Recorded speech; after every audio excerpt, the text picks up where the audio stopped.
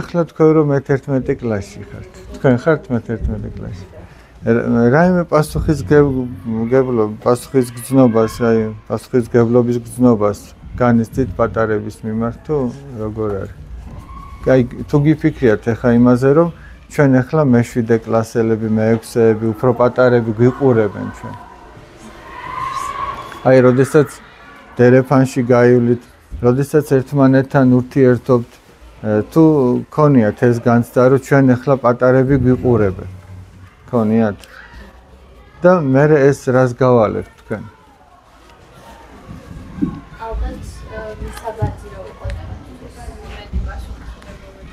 პასუხისგებლობა, აი მეტი სიფრთხილეა საჭირო. ზოგჯერ ჩვენ შეიძლება ისე დავაზიანოთ სხვა, მაგრამ ჩვენ ამას ვერც კი ხვდებოდით, ვერ ვაცნობიერებდით.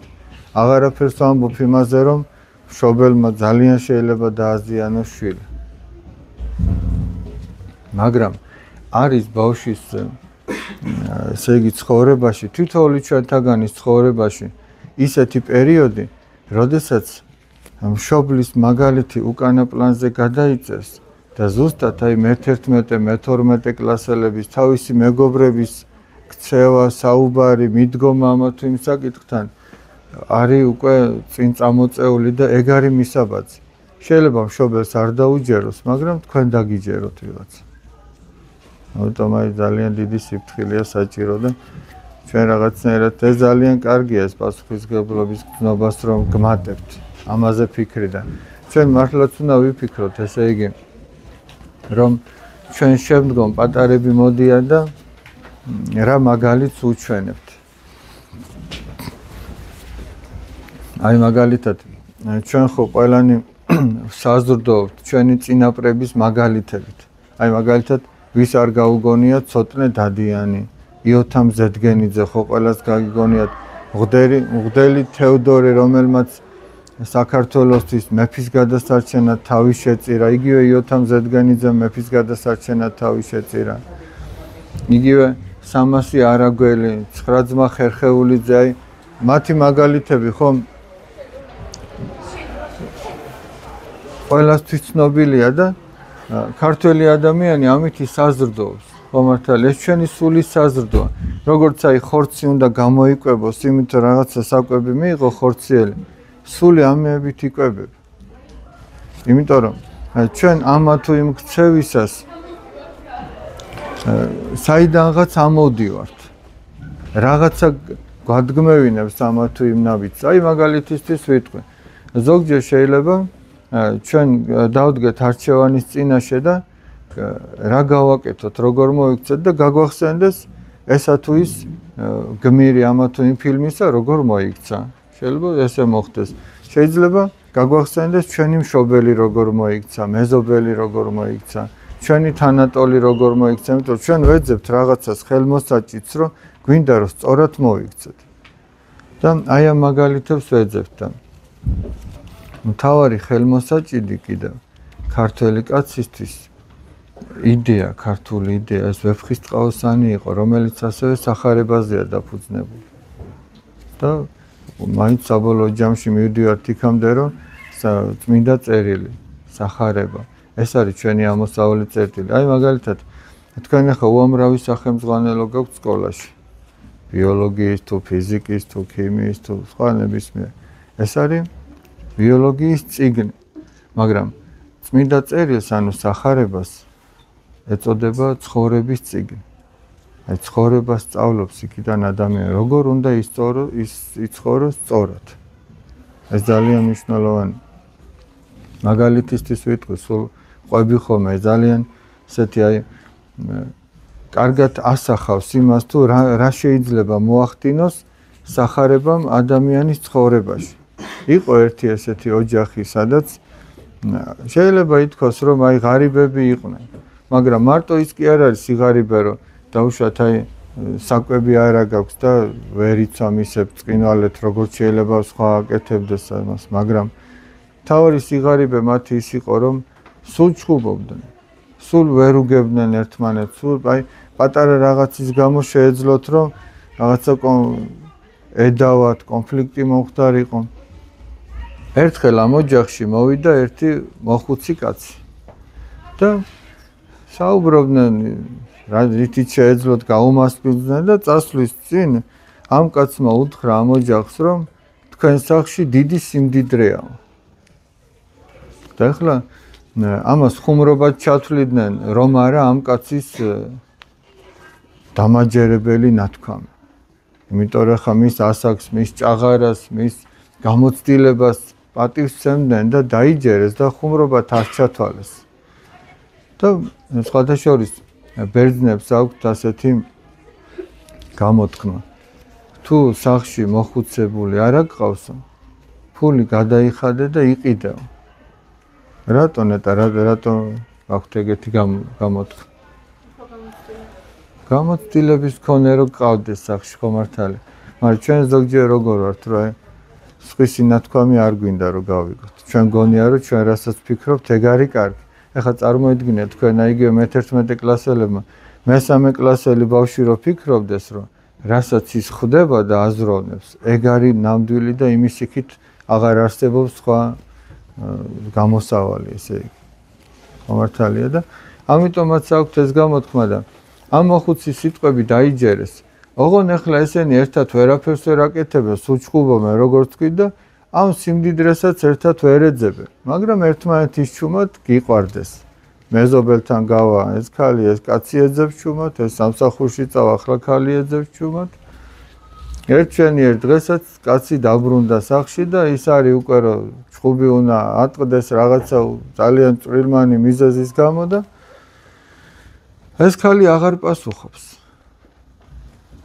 და ეს კაცი ხვდება რომ ესე იგი რაღაცაშია საქმე და ეკითხება რომ რაო შენ ის სიმდიდრე ხო არ გიპოვნიაო იმ კაცმა რო გითხრაო რანაირად ლაპარაკობო და კიო ვიპოვეო ეს სიმდიდრე თურმე რა ყოფილა ამ ქალს უპოვია თაროზე კარგად დიდ მტვერ დადებული სახარების წიგნი და აუღია გადაუშლია ერთი გვერდი მეორე მესამე რაღაცაზე დაგაფიქრებს არ არსებობს რომ არ დაგაფიქროს არ არსებობს რომ გულში სითბო არ ჩაგეღვაროს იცით რატო იმიტომ რომ ის სულიწმინდის მიერ არის დაწერილი მოციქულთა ხელით ეხა ხო არის რომ რაღაცა ნაწარმოებს კითხულობ და თვალზე ცრემლი მოგადგება გულში სითბო ჩაგეღვრება რაღაცა პრობლემა გაქვს რაღაცაზე დაღონებული ხარ და თითქოს განათ და გზას გიჩვენებს აი გამოსავალი ნახე და სახარება და ეს ჩვეულებრივი ადამიანის დაწერილია სადღაც ვიქტორ ჰიუგომ დაწერა სადღაც სერვანტესმა დაწერა სადღაც ამირეჯიბმა დაწერა და ასე შემდეგ მაგრამ ეს სულიწმინდის დაწერილია და როდესაც ამას კითხულობ ადამიანი გულში სითბო გეღვრება და ამ ქალსაც ალბათ ესე მოვიდა და აღარ ეპასუხება შემდეგ კაცსაც გაუმხილა ესე იგი ამ სახარების ამბავი რომ ალბათ ამას გულისხმობდა ის იმ განში ის მოხუცი კაცი და საბოლოო ჯამში მოხდა ისე რომ ეს ოჯახი მატერიალურად ღარიბებად დარჩნენ მაგრამ იმ სახლიდან ხმამაღალი სიტყვა აღარ გამოსულა ანუ ისინი ბედნიერები იყვნენ ბედნიერებას ადამიანს და ოჯახს თუ ქვეყანას არ ანიჭებს მაინც და მაინც მატერიალური კეთილდღეობა. შეიძლება ადამიანს ძალიან ბევრი ქონდეს, მაგრამ აი იქ ვერ გაჩერდა. დაუშვათ აი შეიძლება მდიდარი ოჯახი იყოს და იქ რო შეხვალ ვერ გაჩერდი, არ გინდოდეს იქ გაჩერება. მაგრამ შეიძლება იყოს მდიდარი ოჯახი, მაგრამ იქ იგრძნობოდეს რომ მადლია და ამათ ერთმანეთი უყვართ. შეიძლება იყოს ღარიბი ოჯახი და იქ რაღაცა იქიდან წამოსვლა არ გინდოდეს. პირიქითაც შეიძლება ღარიბულად ცხოვრობდნენ, მაგრამ ისე როგორც ესენი თავდაპირველად. ხო და ჩვენი სიხარული და ბედნიერება დამოკიდებულია იმაზე, რამდენად არის ჩვენთან ღვთის მადლი. ღვთის მადლს რამდენად მოიხვეჭს ადამიანი თავისი ცხოვრების წესით და თუ კაც თავის სინდისთან პრობლემები აქვს, შეუძლებელია რომ მას სიხარული გააჩნდეს. სინდისთან პრობლემა თუ გაქვს, აი რაღაცა მოიპარე ისე რომ ვერავინ ვერ დაგინახა. მაგრამ ეს სინდისმა იცის რომ შენ ეს გააკეთე. შენ სიხარული დაკარგული გაქვს, აი ხო არის გამოთქმა რომ სინდისი რო ქენჯნის ადამიანს, ხო მართალი როცა კაც სინდისი ქენჯნის ის ცდილობს რომ მე აი რატოა ეს ამოდენა ეს ღამის კლუბები და ეს რაღაცა აღვირახსნილი გართობა, ის ნარკოტიკები, ვიღაცა დალევას მიეძალება. ეგეთ კაცს, ვისაც სინდისი ქენჯნის, მარტო დარჩენისა ეშინია. იმიტომ რომ იქ სინდისი აწამებს და ცდილობს რომ რაღაცა ხმაურიანი გართობით მოიკლას ეგ ყველაფერი, მაგრამ ეგ არ გამოდის. მაგას ვერ გააკეთებს. იმიტომ რომ ეგ სინდისის ქენჯნაც არის იმ ჯოჯოხეთის ნაწილი, რაც ელოდება ადამიანს თუ არ შეინანებს. მაგრამ ხო ყოფილა პირიქითაც რო ვთქვათ, რომ გულში რაღაცა დიდი სიხარული გაქვს ადამიანს, აი და ამ სიხარულს საფუძვლად არა აქვს ის, რომ რაიმე ახალი იყიდე, ან სადღაც დასასვენებლად მიდიხარ, ან ვიღაცამ რაღაცა კარგად მოგექცა ვიღაც. ამ ეს არ აქვს საფუძვლად, არამედ საფუძვლად აქვს ის, რომ შენ ვიღაცაზე იზრუნე, შენ ვიღაცას სიკეთე გაუკეთე, შენ ვიღაცას მოუთმინე, აპატიე, ვიღაცის დანაშაული დაფარე დაუშვათ, არ გაამჟღავნე, არ შენ მიაქცია ყურადღება. ანუ სადაც ჩვენთან ღვთის მადლი მოდის, ადამიანის სინდისი იქ მშვიდდება. მაგრამ ახლა მეორე ხარეც არის, ჩვენ უცოდელი არავინ არა ვართ, ყველანი ვცოდავთ. და მაშინ რა უნდა ქნას ადამიანმა? აი სინდისი რო არ დაუმძიმდეს. ცოდვა იმდენად არ ამძიმებს სინდისს, რამდენადაც ამ ცოდვის ჩადენის შემდეგ თავის მართლება. რომ სხვაგვარად ვერ ვიზავდი, რომ ყველა ესე აკეთებს, რომ ჩემი ბრალი იყო, სხვისი ბრალი იყო და ასე შემდეგ. მაგითი სინდისი უფრო მეტად მძიმდება. მაგითი ადამიანი გარეგნულად შეიძლება ბედნიერი ჩანდეს, მართალი ჩანდეს, მაგრამ შეიძლება არავინ არ იცოდეს და მან იცის ზუსტად, რომ შიგნიდან ბედნიერი არ არის, სიხარული არ აქვს. აი, უბრალოდ ჩვენ დავუსვათ ხშირად ჩვენს თავს შეკითხვა, რომ მე ახლა ვარ თუ არა ბედნიერი. ერთია რომ სხვას ვაჩვენებ თუ არა თავს ბედნიერად. დღეს ხო მით უმეტეს სოციალურ ქსელში ასე შეიძლება კაცი უბედურია, მაგრამ ფიქრობს რომ აი ყველა ბედნიერად აჩვენოს თავის. აი რაღაცა ისეთი სურათი დადოს, ისეთი ვიდეო დადოს, რომ აი რა ბედნიერ, რა გახარებული და რას გარგებს ეგეთი ვითომ ბედნიერება? არაფერს. ჩვენ ვკითხოთ საკუთარ თავს, მე რეალურად ეხლა მიხარია თუ არა რომ ვარსებობ. ვარ თუ არა ბედნიერი, ჩემი გული დამშვიდებული არის თუ არა. და თუ აღმოვაჩენთ რომ ესე არ არის, ესე იგი ეგ იმის ბრალია, რომ ჩვენ და სინდის რაღაცა ვერ აგვაქვს ერთად საქმე კარგად. ეხლა თითქოს შემოვიჭერი და რაზეც მინდოდა საუბარი იმაზე დავიწყე და ხო არ გავხსნა თქვენი შეკითხვა. მეორე ესეთი ამბავი იყო. ესეც ესე იგი ამას უკავშირდება და მე არაერთხელ მithქვამ, შეიძლება თქვენ წაგიკითხავთ თუ მოგისმენიათ თუ სხვა. ორი ოჯახი რო იყო და ესე იგი ერთგან რო სულ ჩხუბობდნენ და მეორეგან სულ თანხმობა ჰქონდათ. იქაც ეგ იყო. იქაც ერთნი სახარებისეულად ცხოვრობდნენ, მეორეგან არა. ამ ქალმა უთხრა, წადი აბა გაიგეო. როგორ ცხოვრობენ ესე მშვიდად ჩვენი ოჯახის წევრები, ისინი მეზობლები. და ეს კაცი როგორც ჩანს, ჩუმად შეიპარა მეორე სახლში და რას ხედავს, დაიმალა და დააკვირდა, აბა როგორ ცხოვრობს ეს ხალხი. ესენი სუჩხუბობენ, აი სადაც სიმშვიდეა, იქ შევიდა.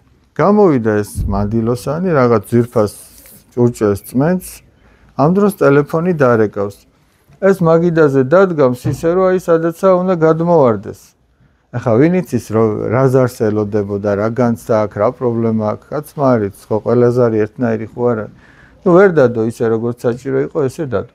ახლა კაცი გამოვიდა ამასობაში, უჯრაში იქ რაღაცას ეძებს, ამას გააკრა მხარი, გადმოვარდა და დაიმსხვრა.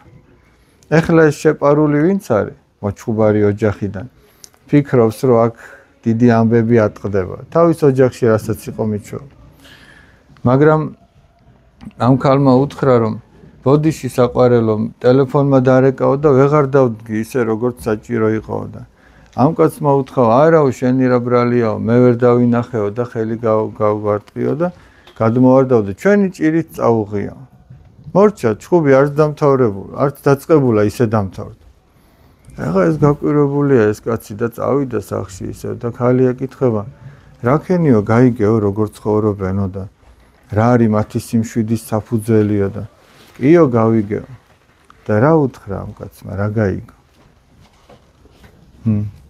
რა გაიგონე და ამ კაცმა? რა დაასკვნა? რა? ურთიერთპატივისცემა და იცი რა უთხრა? ჩვენს ოჯახშიო ყველა მართლები ვართ. იმიტომ არა გვაქვს მშვიდობა. და მათთან ყველა მტყუანია და იმიტომაც ესე მშვიდად არიან. ანუ ყველა თავს იმტყუნებს, ჩემი ბრალია. ეხლა პირიქით რომ მოხდარიყო რა იქნებოდა? ამ კაცს უნდა ეთქვა რომ რა დროს ტელეფონზე ლაპარაკია, წესიერად ვერ და ისიც ეთყოდა თვალები სადაგა, ხო ხედავ რომ ეგრედებს, გაგეხედა და გადავრჩებოდით. მაგრამ მათ ეს არ გააკეთეს. ნუ დაახლოებით ასეთი დიალოგი ხო შეიძლებოდა ყოფილიყო, არაერთხელ მოხდარა და იქაც რა გასაკვირი. მაგრამ მათ საკუთარი თავი დაადანაშაულეს. და თუ კაცი თავს ეგრე გაიმტყუნებს და რადგინდა რომ მართალი იყო და ყველასთან არეული რო გქონდეს ურთიერთობა. აი მართალი ხარ, აჰა, ცალკე ხარ, მართალი ხარ, ყველა მტყუარია შენს გარშემო, შენ ერთი ხარ მართალი, მაგრამ მარტო ხარ. არავის შენთან ურთიერთობა არ უნდა. და რამე სიხარული შეიძლება ეგეთ კაცს გქონდეს, ვერ ექნება. და როდესაც ჩვენ მით უმეტეს თუ ადამიანთან ესეა, მით უმეტეს ჩვენ თუ ჩვენ სინდისთან ესე ვართ რომ მე მართალი ვარ და არადა ჩვენი სინდისი წმინდაა და სპექტაკლი როგორც წმინდა ილია მართალი ამბობს სინდისი არის ღმერთის ხმა ადამიანში როგორ შეიძლება ჩვენ მასთან მართალი ვიყო და ის ტყუოდეს ჩვენთან ხო შეუძლებელი ხო და ეხლა წარმოედგინეთ ადამიანი რომ ღვთის წინაშე ადამიანი რომ თავის სინდისის წინაშე თავს იმართლებს უკვე პრობლემები ექნება. შიგნიდან სიხარული და ბედნიერება არ ექნება. ერთი ასეთი წიგნი არსებობს.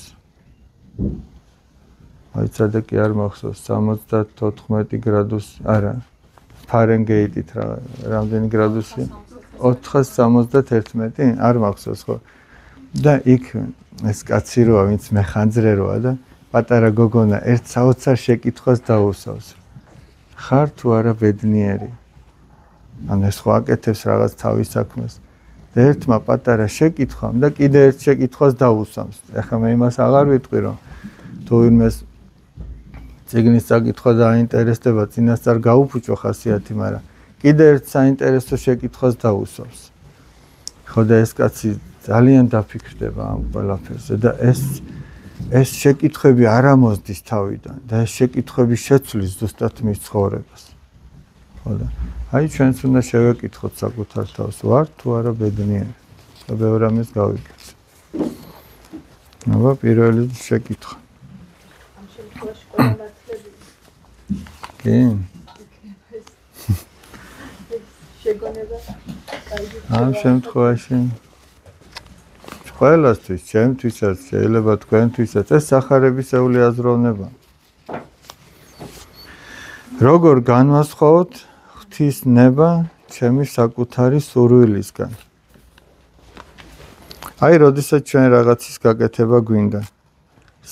ამოსავალი წერტილი რა არის? რის მიხედვით ვირჩევთ ამა თუ იმ საქმეს, რომ რა გავაკეთოთ?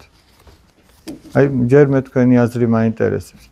მე ზოგჯერ ასე ვაკეთებ ხოლმე ბავშვებთან ერთად, რომ დავუშვათ აი ეს შეკითხვა ხო ამოვიღე და არა და მე რომც აქ არ ვიყვა და ჩვენ ერთად ვიმსჯელოთ, აი თქვენ რა ერთად იმსჯელოთ. ამის პასუხს აუცილებლად იპოვეთ. მოდი ვეძებოთ, აბა ძალიან ესე მონოლოგი რო არ გამოვიდეს. თქვენი აზრით. აი როგორ გავარჩიოთ რა არის ჩემი საკუთარი სურვილი, რა არის ღვთის ნება. თქვენ რას ფიქრობთ, აბა?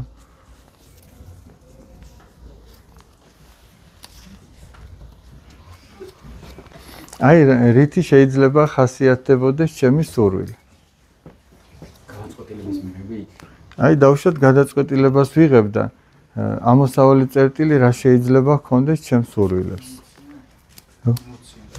ემოცია დავუშვათ აი ვიღაცაზე გაბრაზებული ვარ და მოდი ვეჩხუბები. ხო აი ემოციურად რა. ან პირიქით რაღაცას დავიყვირებ სიხარულით. ან რაღაც აი დავუშვათ ვიღაცამ გაწყენინა. მოდი ესე ვთქვათ, რა შეიძლება იყოს ჩვენი სურვილი და რა შეიძლება ღვთის ნება იყოს ამ შემთხვევაში. პატიება ღვთის ნება. და საიდან ვიცით რომ პატიება? აი და საიდან ვიცით რომ პატიება არის ღვთის ნება და ჩხუბი ჩვენი სურვილი? რომ ჰუმანურია პატიება რა თქმა უნდა. რომ არ დავაზიანოთ ეს ადამიანი. ოჯახში ხო გვასწავლია პატიება მიუტეოთ. და აი მე ის მაინტერესებს ოჯახში საიდან იციან რომ ეგ ღვთისნება. აბა მეგობა სახარებიდან სახარებაში წერია რომ უნდა ვაპატიოთ? არ არის, შენ უხერხული მერცმა ჯარზე გაკვრის დროს ჩვენ ყველასთვის ილოცა რომ აპატიებ თავის ზეციერ მამას მიმართავდა. დიახ, სწორედ სახარებიდან რომ აპატიო და აი სახარებაში ერთი ასეთი წინადადება წერია. სახარება როგორც ვთქვით არის ცხოვრების წესი. ეხლა თქვენ წარმოიდგინეთ რომ გითხრან ის სახელმძღვანელოები რაც თქვენ გაქვთ ნებისმიერი საგნისა დახურეთ და მარტო ერთი წინადადება ამოგიტანონ ზედაპირზე რომ აი ეს არის მთელი თქვენი სახელმძღვანელი. ხო კარგი იქნებოდა. რამდენი სირთულე გადაილახებ. ხო და ჩვენ ეგრე სახარებიდან გვაქვს ერთი ოქროს წესი წინადადება. მოეკეცი შენს მოყვას ისე როგორც შენ გინდა რომ მოგექცეს. თუ მოდი ეს იყოს ერთ-ერთი, არა ერთადერთი, ერთ-ერთი გამსაზღვრელი რაც თქვენ თქვით აბსოლუტურად სწორი, უბრალოდ მე მინდა რომ ძირში ჩავიდე იქიდან რაღაცნაირად აი მთავარი ვიპოვოთ რომ ჩვენი გამსაზღვრელი ამითი გავიგოთ რა არის ჩემი სურვილი და რა არის ღვთისნება. დაუშვათ მე ამა თუ იმ ადამიანს როგორ ვექცევი. ეს მე მომეწონებოდა რომ ასე მომქცეოდა? თუ არ მომეწონებოდა რომ ასე მომქცეოდა, ესე იგი ეგ ჩემი სურვილი. და ჩემი დაზიანებული მდგომარეობიდან, სულიერი მდგომარეობიდან წარმოიშვა ეგ სურვილი. მაგრამ მე თუ ვცდილობ ისე მოვექცე, როგორც მე მომეწონებოდა რომ ის მოგქცეოდა, ესე იგი ეგ არის ღვთისნება, შენ ასე უნდა მოექცე. ესმით აი და ამითი ბევრ შეკითხვას გაეცემა პასუხი. ძალიან ბევრ შეკითხვას. უბრალოდ ეხლა ჩვენ წარმოვიდგინოთ კლასში რომ ყველა ერთმანეთს ასე ვექცეოდეთ. აი რა ხელა სიხარული იქნება. ეგ ფაქტიურად სასუფეველის მდგომარეობა. რომ ყველა ერთმანეთს პატივისცემით მოექცეს. არავინ არავიზე არაფერი თქვას ისეთი, რაც თავის თავზე არ მოეწონებოდა. არავინ არავიზე იფიქროს ისეთი რამე, რაც საკუთარ თავზე არ მოეწონებოდა. აი ფიქრის დონეზეც კი ადამიანი უნდა სუფთად და წმინდად დარჩეს. აი რა განსხვავება ზნეობრივ ადამიანსა და წმინდა ადამიანს შორის, იცით? ზნეობრივი ადამიანი შეიძლება ეთიკის ნორმებს იცავდეს, მაგრამ თავში და გულში ისეთი ფიქრები და სურვილები ქონდეს, რომ იმის სააშკარაოზე გამოტანა არც კი ღირდეს. მაგრამ წმინდა არის ის ადამიანი, ვინც გარეგნულ ქცევასთან ერთად შინაგანათაც არ ფიქრობს ცუც არავის. არც ბილწ აზრს გაივლებს, არც რაიმე ისეთ უჯეროს და ბოროტ აზრს არ გაივლებს თავში. თუმცა აზრები მოდის თავში, ეშმაკთან ვერც ერთი ადამიანი შეთანხმებას ვერ დადებს, რომ შენ ეს აზრები აღარ მომაწოდო, მაგრამ მე არ ვიღებ ამ აზრებს. მე ვცდილობ, რომ არ ვიფიქრო ამაზე, არ ჩაუკვირდე და ვილოცო და ამ ლოცვით მოვიშორო ეს აზრები. ხო და აი როცა ესე იქნება მთელი კლასი ერთმანეთთან, წარმოიდგინეთ ახლა აი ვიღაც გამოვიდა, რატო არის ხოლმე, რომ ჩვენ თავშოთ შეკითხვის დასმაც გვიჭირს და ზოგჯერ პასუხის გაცემაც, იმიტომ რომ მე რა ვფიქრობთ, ის რას იფიქრებს ჩემზე, რომ მე ესეთი აზრები მაქვს. რო შემეშალოს და არასწორად თქვა, შეიძლება აქ თავი შეიკავონ, მაგრამ მე დერეფანში წავლენ და იტყვიან, ნახეთ, აი გიორგი მეს თქვა, ხატია მეს თქვა, ნინო მეს თქვა, გესმით? და დაფასთან რო გამოდის ადამიანი, ხო თამამად გამოვიდოდა, შეეშლებოდა, ეცოდინებოდა, რომ კლასში თუ 25-ნი ვართ, ჩემი შეცდომის გამო 24 ადამიანს გული დასწყდა. გულში კი არ დამცინის, არამედ გული დასწყდა, რომ მე აქ შემეშალე, იმიტომ რომ 24-ვე წარმოიდგენს, რომ მათ შეეშალათ. და გულში იფიქრებენ, რომ აი ნეტა არაფერი უთხრას ან მასწავლებელმა, ან რაღაცით გამოასწოროს ეს, გესმით? აი ესეთი დამოკიდებულება ნახეთ და ესეთ კლასში სწავლა ბედნიერება არ იქნება. არასოდეს უხერხულად არ იგრძნობ თავს. არასოდეს დაჩაგრულად არ იგრძნობ თავს. თუ რამე გაგიჭირდება, იცი რომ მარტო შენ კი არ გიჭირს, 25-ვეს უჭირს. თუ ვიღაცას რაღაც უხარია, 25-ვეს უხარია. ეგ ჩვენ ხელშია. ეგ ჩვენს ხელშია. მაგრამ ეხლა ნახეთ, ეშმაკი ცდილობს, რომ ჩვენი ვნებების მეშვეობით ჩვენს კლასებში აურიოს ყველაფერი. ეხლა წარმოიდგინეთ, ჩვენს კლასში დავუშვათ 25 ბავშვია. 25-ვე რო ისეთი იყოს, იმ პირველ ოჯახში რო იყო, რომ სულ ყველაფერზე რო ჩხუბობდნენ. 25-ვე რო ესეთი იყოს, ალბათ წარმოგიდგენიათ იქ რა იქნება. ძირითადად რა არის ხოლმე? ჩვენი ამპარტავნება, რომ მე ვარ მართალი და შეეხარწყუანი. ჩვენი ეგოიზმი, რომ მე ჩვენ საკუთარ თავზე ვიფიქროთ და არა სხვაზე და ვერცხლის მოყვარება, რომ ნივთები ეს ჩემია და არა შენი. აი ამ სამი ძირითადი ბუნების გამოისობით კლასში თუ ოჯახში თუ ქვეყანაში თუ საერთოდ ამ სამყაროში ძალიან დიდი უბედურებები ტრიალებს. ეს სამი არის ყველაზე მთავარი ისეთი. აბა ნახოთ შემდეგ.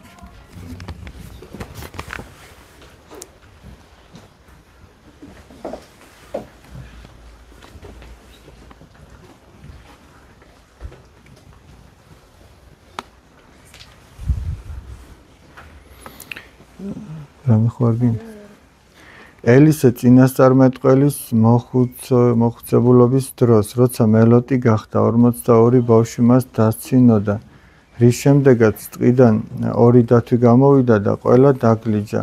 რატომ დაისაჯენ ეს ბავშვები ასე სასტიკად გაუაზრებელ პერიოდში, როცა ვერ ხვდებიან, რომ დაცინვა ცუდია. მე ამისი განმარტება სიმართლე გითხრათ არ მახსოვს ეს კონკრეტულად იმ შემთხვევაში რატომ მოხდა. თუმცა ესე იგი ღვთისგანგებულებას თუ შევხედავთ, იქ შემთხვევით არაფერი არ მოხდებოდა. ისე რომ მე ტყუილად რო არ გითხრათ რაღაცა ისეთი მცდარი, ჯობია რომ ამ შემთხვევაში თავი შევიკავო, მოვიძიო ზუსტად რა არის ამ ყველაფრის უკან, რომელი წმინდა მამა რას ამბობს ამის შესახებ, რომ უფრო ისეთი სწორი გზით წავიყვანო ჩვენი მსჯელობა და არა ჩემი გამოგონილი რაღაცეებით გითხრათ მცდარი რამ. და ესეც მე ვფიქრობ, ჩემი მხრიდან პატიოსნება უფრო არის ვიდრე ერთი მხრივ უცოდინრობაა და მეორე მხრივ პატიოსნებაა. აი მაგალითად, მე რო ექიმთან მივიდე და რაღაც ვკითხო, რომ არ იცოდეს მან რა მჭირს. მისი მხრიდან ხო პატიოსანი ქმედება იქნებოდა, რომ მითხას, მოდი, მე ამას გავარკვევ და მერე გეტყვი. ან მოდი შენ სხვა ექიმთან წადი, მან უკეთ იცის. თუ უკეთესი იქნებოდა, რომ ამ დიაგნოზის მაგივრად სხვა რამე თქვა. აი შენ ეს კი არა, ეს აქ ჭირს. ეგრე ხო უფრო ამერეოდა თავზე. ამიტომ მე ჯობია, რომ აქ თავი შევიკავო, რაც არ ვიცი ზუსტად.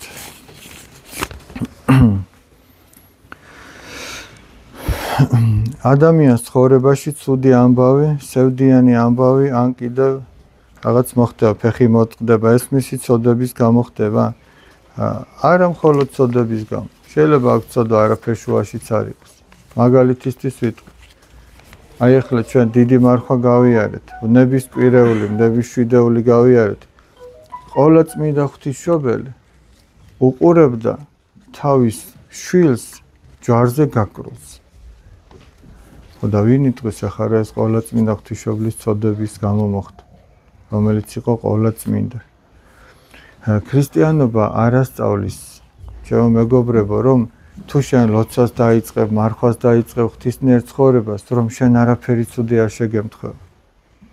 განსაცდელები აქაც შეგემთხვევა. ესე იგი, ძველ აღთქმაში ასეთი რამ წერია. შვილო, თუ უფალს მოუხვედი სამსახურად, განსაცდელისთვის გაამზადე თავიო. ის კი არა, რომ თუ უფალთან მოხვედი სამსახურად, შენ ახლა იავარდით მოფენილი გზა გექნება და ყველაფერი შენს გემოზე იქნება, არა. განსაცდელისთვის გაამზადე თავი, იმიტომ რომ ქრისტიანობა სწორედ ეგ არის. ვიწრო გზა, ეკლიანი და ძნელად სავალე. ერთ-ერთ წმინდა მამას შეეკითხნენ, რომელიაო სწორი გზაო, ღვთისკენ მიმავალიო და მან უთხრა, რომ ერთადერთია, რომელიო და აღმართიო. ამითი რა თქვა, რომ ეს ისე კი არაა, რომ შენს ნებაზე იარო. აღმართია, ძნელია, თუ გინდა, აი უნდა გააკეთო. კარგი საქმე საერთოდ აღმართია. სამშობლოსადმი მსახურება ეს არის აღმართი. მაგრამ სამშობლოდან წასვლა ეს დაღმართია. ის იოლია, მაგრამ უფრო რთულია დარჩე და შენს ქვეყანას გამოადგე. ერთ-ერთი ლექსი არის. შეიძლება თქვენ უკეთ იცოდეთ. მე თავარი დამამახსოვრდა ამ ლექსიდან. ჰეი ბიჭო, სამშობლოსთან არაფერი შეგეშალოს. გახსოვთ ეს ლექსი? ჰეი ბიჭო, სამშობლოსთან არაფერი შეგეშალოს. ხოდა ჩვენ ვფიქრობდეთ ამაზეც, რომ ჩვენ შეიძლება ბევრი შეცდომა მოგდის, მაგრამ თავარია ღვთის წინაშე, თავარია სამშობლოს წინაშე არაფერი არ შეგეშალოს. იმიტომ რომ ჩვენი ქვეყნის ისტორია უამრავი მაგალითებით არის სავსე, რომ ადამიანები ცდილობდნენ სამშობლოსთან არ შეშლოდათ. მაგრამ ზოგ შეეშალა.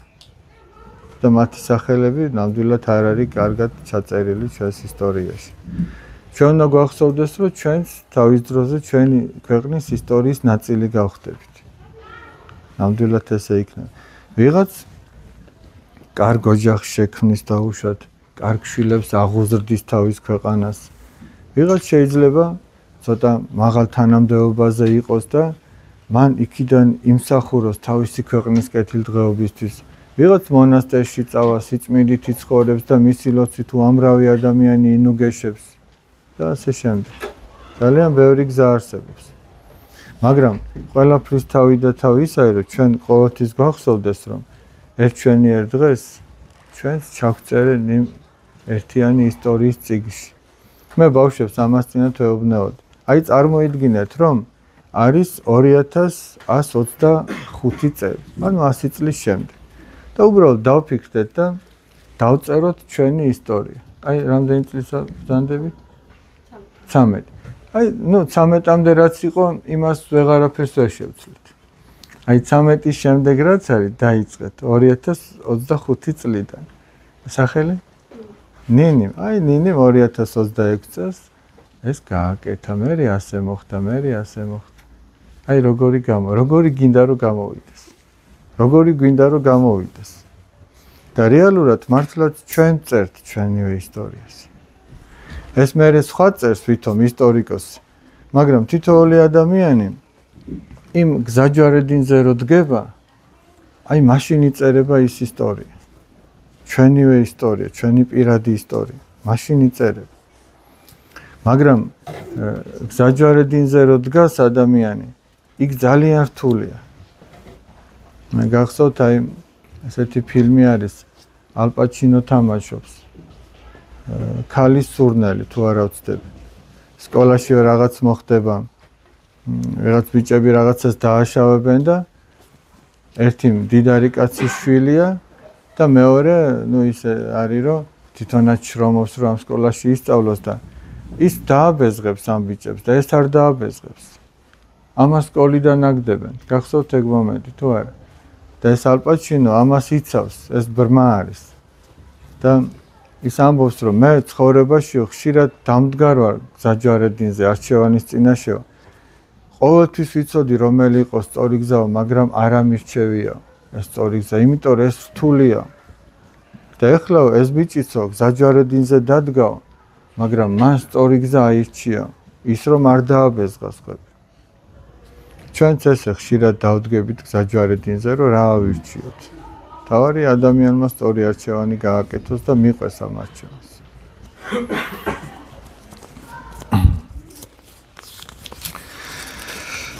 აბა ნახოთ კიდე რა გვიწერია. არის თუ არა კათოლიკური სამყარო ჭეშმარიტი მრწამსის მატარებელი.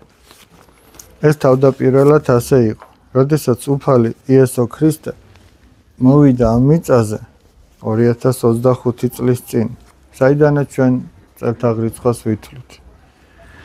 მან თავის მოწაფეებს ასწავლა ის, რაც მათ ხალხისთვის უნდა ესწავლებინათ, მოციქულები გაგზავნა. მათ შორის ჩვენთანაც საქართველოში ანდრია პიროწოდებული იყო ჩამობრძანებული სიმონ კანანელთან ერთად, მატათა მოციქულთან, არის ცნობა რომ ბართლომესთან ერთად.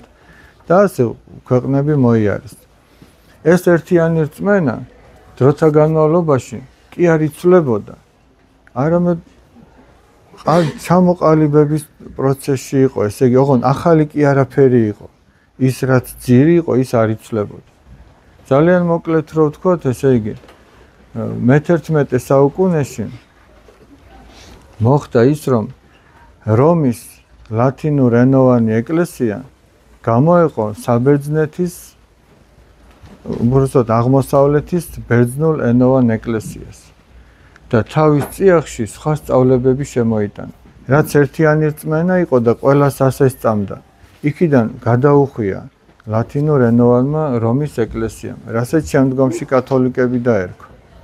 ხო და ეხლა მე გეკითხებით, ის საიდანაც ჩვენ არ გადაგვიხვევია, განა იმიტომ რომ ჩვენ ქართველები ვართ. მადლობა ღმერთსო, ჩვენ ქართველები ვართ და ჩვენმა ხალხმა უერთგულა ამ რწმენას. მაგრამ მარტო იმიტომ კი არა რომ ჩვენ ქართველები ვართ, უბრალოდ რეალობა ესეთია. რომ მართლმადიდებლებს, ვისაც დღეს მართლმადიდებლები ქვიათ, ამ რწმენიდან არ გადაუხვევიათ. ხო და იქ კი მრავალი მცდარი სწავლება იქნა შეტანილი. მე თვითონ კათოლიკურ წიაღში გაჩნდა პროტესტი ამა თუ იმ საკითხების გამო. და იქიდან იღებს უკვე სათავეს პროტესტანტული ეკლესიები. ხო გაიგონიათ პროტესტანტული ეკლესიები? და ამ ეკლესიებიდან მე უამრავი სექტა იღებს სათავეს. 1000-ობით, 10000-ობით სექტა არის. ნუ საქართველოში რამდენიმე ასეთი ვიცით. მაგრამ სხვა ქვეყნებში უამრავია, რომელმაც ფეხი მოეკიდა. ეს თქვენი შეკითხვა. ეხლა რაზე ვისაუბროთ? აბაგის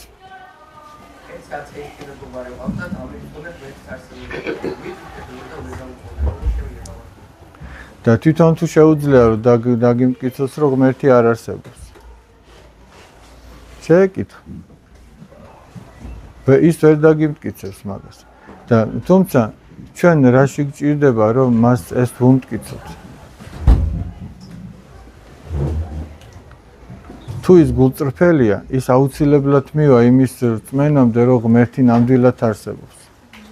სხვათა შორის თუ არ ვწდები საფრანგეთში მოხდა ესეთი რაღაცა ათეისტური პერიოდია და მასწავლებელი ეუბნება ბავშვებს რომ მოდიო ღმერთო არ ვიცი რაღაც ეუბნება დავეჯღანოთო თუ რაღაცა ის ოქნათო ბავშვებს ასწავლის ახლა რომ ღმერთს უნდა და ერთი ბავშვი არ აკეთებს ამას და ეკითხება მასწავლებელი შენ რატო არ აკეთებდა მასწავლებელო თქვენ ხო ამბობთო რომ ღმერთი არ არსებობსო და თუ არ არსებობსო ვის უნდა დავეჯღანოთო და თუ არ არსებობს რატო დევნია ღმერთს აი თუნდაც აი სკოლებში უამრავი სკოლა ამ სკოლაში ახლა მადლობა ღმერთს მადლობა თქვენს დირექტორს და თქვენს მასწავლებლებს რომ ეს მოიწადინეს რომ სასულიერო პირი აქ მოსულიყო და თქვენთვის ამის შესახებ ეთქვა რაღაც მაგრამ უამრავი სკოლა და რატო მით უმეტეს წინა პერიოდში ათეისტურ პერიოდში აი ჩვენ დაბადებულები არ ვიყავით ნუ მე პატარა ვიყავი 3 წლის ვიყავი რა ეს ეპოქა დამთავრდა ხო 3-4 წლის საერთოდ იკრძალებოდა და იდევნებოდა ტაძრებს ანგრევდნენ წარმოედგინე პაპის აშენებულ ტაძარს რომ შვილი დაუწყებს ნგრევას რატო ებრძვი თუ არ არსებობს და რომ არსებობს სწორედაც მაგიტო ებრძოდი ერთი ესეთი შემთხვევა ეგვიპტეში ჩავიდა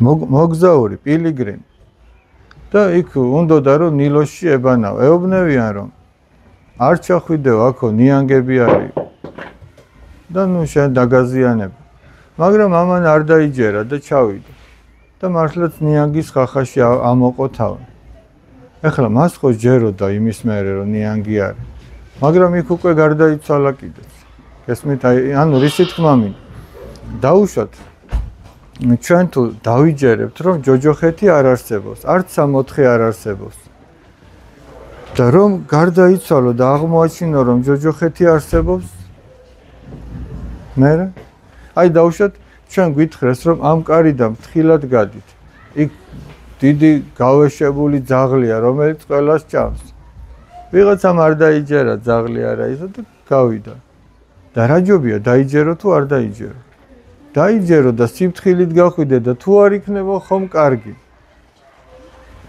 და თუ იქნება გესმით ანუ რისი თქმა უნდა ჩვენთვის ესე რომ ვთქვათ აი ურწმუნო თვალით რო შეხედო რა სუფთა პრაგმატულად ჩვენთვის უფრო მომგებიანია რომ შენ გჯეროდეს რომ იქ ის არსებობს ვიდრე ის რომ არ არსებობს თუ არა და თავში რითიც დავიწყე საუბარი ის სასუფეველი და ჯოჯოხეთი სადღაც კი არ იწყება გარდაცვალების მერე აქვე იწყება აქვე მე თუ სინდისი მქენჯნის განა დაწყებული არ არის აქვე მე თუ სიხარული მაქვს გულში განა ესეც დაწყებული არ არის და ამიტომ ჩვენივე თავი ჩვენ გვიდასტურებს რომ ის არსებობს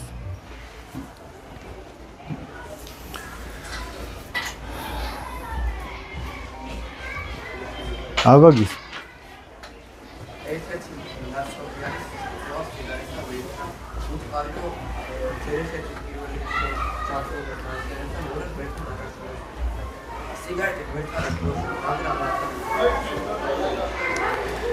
ხმაურის გამო კარგად ვერ გავიგე ერთი რო ღმერთთან დაგაშორებს და მეორე რა უთხარით? ანუ ჯანმრთელობას დაკარგავ, მაგრამ ეგ უთხარით ჯანმრთელობას დაკარგავ და ღმერთს დაგაშორებ. აბსოლუტურად მართალია. ეხლა მოდი მივყვეთ ნენელ. ნებისმიერი რამე, გინდათ სიგარეტი, მოდი აი ეს ბოთლი იყოს დაუშვით. მე წყლის დალევა მინდა, მაგრამ აი მაინც და მაინც ამ ბოთლიდან უნდა დავლიო. სხვა ვერაფრიდან ვერ დავლი. ჩემი გული მიიჯაჭვა ამ ბოთლმა. ნუ სხვა შემთხვევაში შეიძლება მაგ ტელეფონმა, ვიღაცის მანქანა, ვიღაცის სახლმა, რაღაცამ.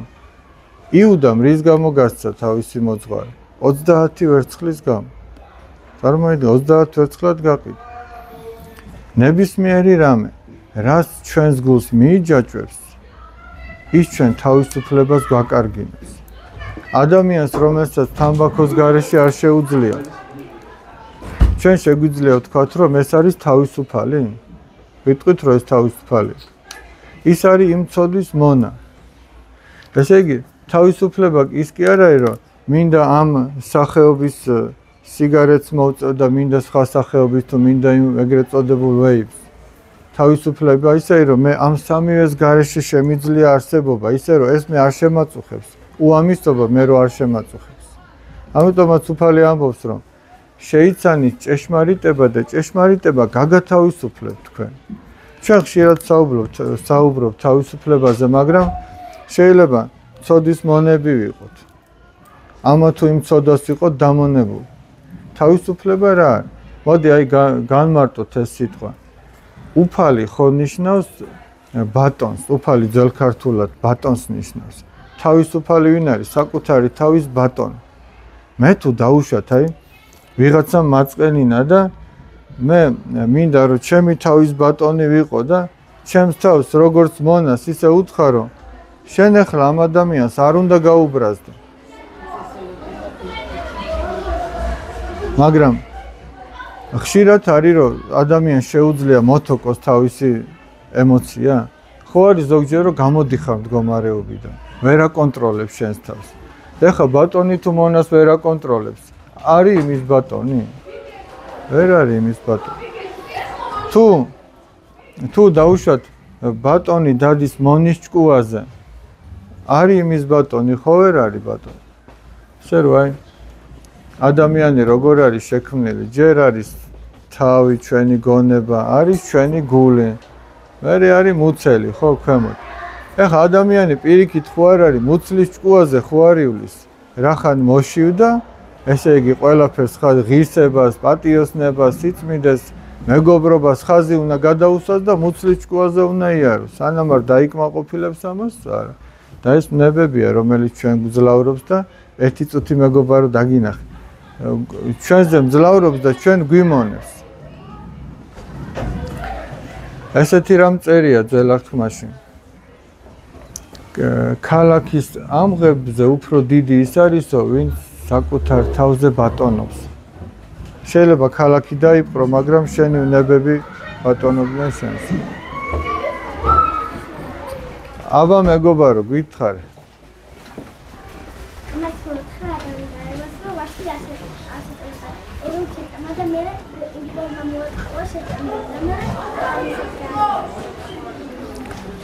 და ორივემ შეცოდეს. რა უნდა ეკნათ, რომ 64-დან არ გამოდევნილიყვნენ? შენ რომ კლასში ხარ? რომ კლასში ხარ? პირველი? აი ადამს და ევას რა უნდა ექნა? დაუშვათ შეჭამეს, დაარღვიეს ღვთისმცნება. ეხლა ღმერთი ეკითხება, რომ ესე იგი ადამს სადახარ ეკითხება, ანუ ის კი არა ტერიტორიულად სადახარ, რომ ეს კამზაზი ხარ, მაგას კი არ ეკითხება. სულიერად სადხარ. ადამიანი ხო ღმერთმა სამყაროს გვირგვინად შექმნა, სულ ბოლოს ადამიანი შექმნა. როგორც ამ სამყაროს გვირგვინი. ეს სამყარო ღმერთმა ადამიანისთვის გაამზადა. ამ სამყაროში ადამიანი რო არ არსებობდეს, ამის არსებობას აზრი არ ექნება. ამიტომაც ეს სამყარო იქამდე იარსებებს იმ ფორმით, რა ფორმითაც ახლა არის, ვიდრე აქ ადამიანი იარსებებს. ოღონ ადამიანი იმ გაგებით, რა გაგებითაც ღმერთმა შექმნა. თორე ადამიანი ხშირად კარგავს თავის სახეს. სანამ აქ ადამიანი იქნება ისეთი, ვისი ცხონებაც შეიძლება, ეს სამყარო იარსებებს. ადამს და ევას რა უნდა ექნათ იმის შემდეგ, რაც შესწოდეს. შენიან არ უნდა ეჭამათ, მაგრამ აი მოხდა და ჭამეს. მოდი უთხრათ აბა ჩვენს პატარა უნდა მოენანიებინათ. აი მაგალითისთვის ვიტყვი. შენ რა ქვია? რა ქვია სახელი? ირაკლი. დაუშვათ შენ ყავს პატარა დაიკო ხო არა ყავს? სამი ერთ-ერთი სახელი მითხარ. ანა. დაუშვათ დედიკომ შენ ანას და კიდე იმ ორდას გამოგიცხოთ ტორტი. ოღონ ახლა სტუმრებს ელოდებით. სტუმრებს ელოდებით და დედამ გითხრათ რომ ირაკლი, ანა, შვილებო, ამას ჯერ თითი არ დააკაროს, სტუმრებს ელოდებით და შეჭმულ ტორტს ხო არ დავახვედრებთ. დაუშვათ ანა მოვიდა შენთან და გეუბნება. ირაკლი, მოდი პატარა ნაჭერი მოვაჭრა, დედა რას გაიგებს და თან თითი ლოკავს. ეთყობა სადღაც ატაკა უკვე. შენ ეუბნები, რას აკეთებ ანა, ეგრე როგორ შეიძლება და დედამ ხო გახსოვს რა გაგვაფრთხილა. მაგრამ ანა ისე გემრიელად ილოკავს იმ თითს, რომ შენ სულმა წაგძლია. დაუშვათ მოაჭერი შენის პატარა ნაჭერი და ორიომ შეჭამეთ. ეხლა იმ ერთმა ნაჭერმა მეორეს გაუხსნა გზა, მეორეც მოაჭერით, მესამეს და კარგად დააზიანეთ ეს ტორტი. ეხლა დედა მოვიდა. თქვენ რა უნდა ქნათ? აი ეს ტორტი ის ვაშლია და თქვენ შეჭამეთ, რა უნდა ქნათ? ბოდიში დედიკო, სულმა წაგძლია. და დედიკო ჩაგეხუტება, მოგეფერება. მაგრამ შენ თუ იტყოდი, იცი დედიკო, მე ანამ მითხრა. და ანა იტყოდა, მე რა შუაში ვარ ირაკლი, ხო? ირაკლი მოაჭრა, არ მოეჭრა და არ შევჭამდი. გესმის? ადამს და ევას უნდა ეთქვათ, მაპატიე და ისინი დარჩებოდნენ სამოთხეში. თქვენც რო იტყვით, გვაპატიე დედიკო, რა ვქნათ, ბავშვები ვართ, სულმა წაგძლია. დედა დატრიალდება და მეორე ტორტსაც გამოაცხოს სტუმრებისთვის. ალბათ.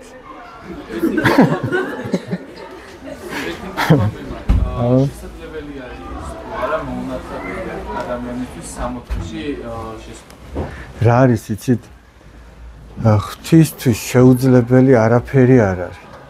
მაგრამ ჩვენ ღვთის განგებულებაში ესე ვერ ჩავერევით. გესმით, აი ღვთის განგებულებაში ვერ ჩავერევით ეს. მაგალითისთვის ვიტყვი. არსებობს ცხოვრება 40 სებასტიელი მოწამისა. გაგგონიათ, ესენი კაბადოკიელი მხედრები იყვნენ. აი კაბადოკია წმინდა ნინოს საიდანაც არის, წმინდა გიორგის საიდანაც არის. მეოთხე საუკუნეში ეს კაბადოკიელი მხედრები მსახურობდნენ სებასტიაში. და მოხდა ესეთი რამე, რომ იმპერატორმა როგორც ძალიან ხშირად ხდებოდა ხოლმე, გადაწყვიტა, რომ ერთ-ერთი კერპის დღესასწაულზე ყველა შეეწირა მსხვერპლი კერპისათვის. მსხვერპლი რა იყო, შეიძლება რამდენიმე საკმეველი მიგეტანა იმ მსხვერპლთან და დაგენთო შენც. ამ ქრისტიანებმა, ესენი ქრისტიანები იყვნენ. ამ ქრისტიანებმა თქვეს, რომ ჩვენთვის ეგ შეუძლებელია, რომ ეგ გავაკეთოთ, იმიტომ ჩვენ ქრისტიანები ვართ, მაგ კერპებისა ჩვენ არ გვჯერა. ამიტომ დაიწყეს მათი წანება, ხან საპყრობილეს ჩააგდეს, ხან ქვები დაუშინეს, ხან სხვადასხვა გვარი სატანჯველები და ბოლოს რა გააკეთეს? შუაღამეა ცივა და გაყინულ ტბაში ჩააყენეს ეს 40 მხედარი. და ნაპირზე კიდე რაღაცა ესე წერია რომ თბილი აბანო გააჩაღეს. ნუ რაღაც სითბო შექმნეს, სადაც საცდუნებლად. თუ ვინმე ტბიდან ამოვიდოდა, ესე იგი შეეძლო რომ გამთბარიყო. აი ცადე ყურადღებას ნოუფანტავთ, თორემ მაგას უყვებ. ბოდის მოგიხდით მაშინ, რუგოს გაყვანა მინდა და აი სკამი რომ ჩავწიოთ ცოტა. აი დახურონ რო ხმა, ისედაც დაბალი ხმა მაგდა, შეიძლება ბოლოში აღარც კი ის. მოხდა ესე რომ ტბაში ხო ჩააყენეს ესენი და საცდუნებლად ის სითბო გააჩაღეს იქ. და თუ ვინმე ამოვიდოდა, არა მე მგონი ვერ არის ხასიათი. თუ ვინმე ამოვიდოდა ამ ტბიდან, ესე იგი ნიშნავდა რომ მან ქრისტეზე უარი თქვა. თუმცა შეეძლო ამოსულიყო. იმას ხელს არ დაადებდნენ, კარგათაც გაათბობდნენ, ჩააცმევდნენ, გაუშვებდნენ. მაგრამ რადგან აი დაახლოებით ჩვენთან რომ მოხდა 100,000 მოწამე. 1227 წელი. ხმეტეხის ხიდზე გადახვიდოდი, კი ბატონო, ცოცხალი დარჩებოდი, მაგრამ რამდენი წელი უნდა გეცოცხლო? თან როგორც ქრისტეს მოღალატეს, აი რა იქნება ჯობს სიცოცხლესა, ნაძრახსა, სიკვდილის სახელოვანი, ეს ხო ჩვენი ცხოვრების წესია და დარაჯები იყვნენ ნაპირზე და ეძინათ. ერთ-ერთ ცეგვიძე აგლაოსი ერქვა. მოხდა ისე რომ ამ აგლაოსმა დაინახა 40 მხედრის თავზე იყო 40 გვირგვინი. ეს მოწამეობრივი გვირგვინია, როგორც ქრისტემ რო ეკლესიის გვირგვინი დაიდგა, ეს მოწამეობრივი გვირგვინია და თან ეს მარადიული სიხარულის გვირგვინია. ამ 40-დან შუაღამისას ერთს უმტყუნა სიმტკიცემ და გამოიქცა ამ სითბოსკენ. მაგრამ ნახე რა მოხდა. ვერც იმ სითბოსთან მივიდა და შუაგზაში ჩაიკეცა და გარდაიცვალა. და ამ აგლაოსმა, ამ ჯალათმა, რომაელმა დაინახა, რომ ერთი გვირგვინი ზეცაში წავიდა. და მიხვდა, რომ ამ გაქცეულმა ის გვირგვინი დაკარგა, ქრისტეს მიერ ბოძებული გვირგვინი დაკარგა. და რა გააკეთა? ეს ხო წარმართია, ქრისტიანი არ არც მონათლულია არაფერი. გაიხადა ტანზე და გააღვიძა ჯალათები და ჩადგა ტბაში. და თქვა, რომ მეც ქრისტიანი ვარ. და ისიც მათთან ერთად ითმენდა, დილით რომ ნახეს, რომ ესენი ცოცხლები იყვნენ. იქ წერია შუაღამისას სასწაულებრივად ტბა გათბა, ესე იგი ღმერთი ხო მოწყალე, იმაზე მეტ განსაცდელს არ დაუშვებ, შენ რო არ შეგიძლია გაუძლო და დილით ამოიყვანეს ეს მხედრები და ყველა მოწამეობრივად აღესრულა. მიუხედავად იმისა, რომ ეს მოუნათლავი იყო, ის მოწამეა და მას ეწოდება სისხლით ნათლისღება, როდესაც მოწამეობრივად აღესრულება ადამიანი. აი ესეთი შემთხვევები ყოფილა არაერთი. მაგრამ ზოგადად ჩვენ ვიცით, რომ ადამიანი უნდა მოინათლოს. ეს არის კარი ეკლესიის, ამითი იწყება შენი ქრისტიანობა ადამიანს, თუმცა ამითი არ ვთავრდება. ზოგს გონია, რომ აი მოინათლა ან ბავშვი მონათლა და არიქა დიდი რაღაც გააკეთა, მართლაც დიდი რაღაც გააკეთა. მაგრამ მე გარნიშნავს, რომ იმითი მთავრდება. ასეთი რამ არის, რომ ზოგი ადამიანი და ეს ძალიან კარგია, იმახსოვრებს თავისი ნათლობის დღეს. და ეს ამას უფრო მეტად აღნიშნავს, ვიდრე დაბადების დღეს, იმიტომ რომ ეს ქრისტეში დაბადების დღეა, ზეცისათვის დაბადების დღეა. თუმცა ის პატარა მოვლენა კი არ არის ადამიანი ამ წუთის სოფელში რომ მოვიდა, მაგრამ ეს ნათლობა აღმატებული. მაგრამ მარტო ნათლობა არ არის საკმარისი. მარტო ნათლობა არ ნიშნავს, რომ შენ ქრისტიანი ხარ. აი ხა თქვენ რამდენი იქნებით, რომ ამა თუ იმ სპორტზე დადიხართ, ხო მართალი? დავუშვეთ, ჩვენ შევედით სპორტ დარბაზში, ან საფეხბურთო მოედანზე, მხოლოდ კარში შევედით. იქ ხა არც ვივარჯიშეთ, არც ილეთები ვისწავლეთ თუ არც ფეხბურთში ისა თუ ის კომბინაცია თუ სხვა ტაქტიკური მონახაზი, არაფერი არ ვისწავლეთ. მარტო შევედით კარში ვდგევართ. ვინმე იტყვის ჩვენზე, რომ ეს სპორტსმენია, ფეხბურთელი არის. უნივერსიტეტში შეხვედი და კარში გაჩერდი რა, 5 წლის მერე დიპლომს მოგცემ, მე არაფერს არ მოგცემ. ეს ქრისტიანობაც ესეა. ქრისტიანობა რა არის? ქრისტეს მიმდევრობა. ქრისტეს მიმდევრობა არის, რომ ქრისტეს მიბაძო.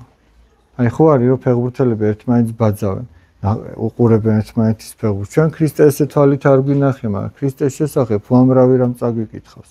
ჩვენ თუ გვინდა რომ ქრისტიანები ვიყოთ, მას უნდა მივბაძოთ. როგორც ჩვენს ადგილზე ქრისტე მოიქცეოდა ამა თუ იმ სიტუაციაში, ჩვენ უნდა ვიფიქროთ, ნეტავ ეხლა როგორ მოიქცეოდა უფალი. აი ჩემს ადგილზე ახლა რომ ესე ვიყო. ნეტავ ვიღაც რომ წაიქცა ქუჩაში, რას იფიქრებდა იესო ქრისტე მასზე? ნეტა ვიღაცამ რო შესწოდა, რას იფიქრებდა იმაზე. ნახეთ აი უფალთან მიიყვანეს მრუშობაზე წასწრებული დედაკაცი და ასეთებს ძველ აღთქმაში წესად ჰქონდათ რომ ქვებით ქოლავდნენ. და მიიყვანეს იესო ქრისტესთან და ეკითხებიან რა უყოთ, ჩავქოლოთ თუ არ ჩავქოლოთ? ამის პასუხი კი არ აინტერესებდათ, მართლა ჩაეკოლათ თუ არა. ეგეთ უამრავი ჩაეკოლათ იმ მღვდელმთავრებს და ჯულის მოძღვრებს. აქ ქრისტეს გამოჭერა უნდათ. თუ ქრისტე იტყოდა რომ ჩაქოლეთო, მაშინ იტყოდნენ აი სიკეთეს რო და სიყვარულს რო გასწავლით. ნახე რას ამბობს, ქვებით ჩაქოლეთ ადამიანია.